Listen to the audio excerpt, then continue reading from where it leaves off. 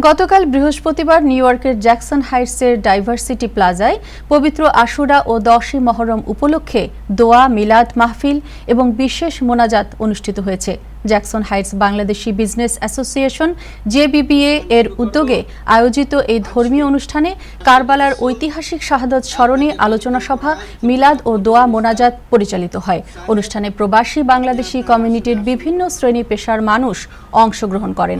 বক্তারা কারবালার ঘটনা থেকে ত্যাগ, ন্যায় ও সত্যের পথে অবিচল থাকার শিক্ষা গ্রহণের আহ্বান জানান। শেষে মুসলিম উম্মাহের শান্তি, সমৃদ্ধি এবং বিশ্বব্যাপী কল্যাণ কামনা করে বিশেষ দোয়া করা হয়।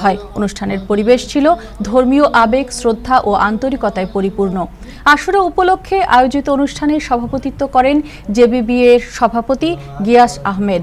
প্রধান অতিথি ছিলেন চট্টগ্রামের মাইজ ভান্ডার দরবার শরীফের শাহজাদা সৈয়দ মাসহুক মঈনুদ্দিন।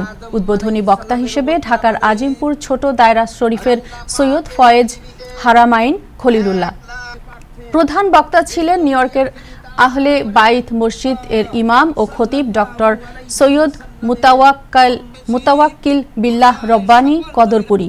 আমন্ত্রিত অতিথি হিসেবে বক্তব্য রাখেন আসিফ বারি টুটুল, ফাহাদ সোলাইমান, দুলাল বেহেদু প্রমুখ। সঞ্চালনা করেন মাওলানা মুহাম্মদ অলিউল্লাহ আতিকুর রহমান। অনুষ্ঠান শুরু করব আজকে। আশিকে রাসূল আপনাকে পবিত্র কোরআন থেকে জনাব মনিরুল ইসলাম সাহেব, আপনি আপনার আসনে আসন গ্রহণ। আউযু বিল্লাহি খালাকাল ইনসানা আল্লাকিমুল ওয়াজনা বিল কিসতি ওয়ালা মিজান ওয়াল ফাবিআইয়ি আলাই রাব্বিক।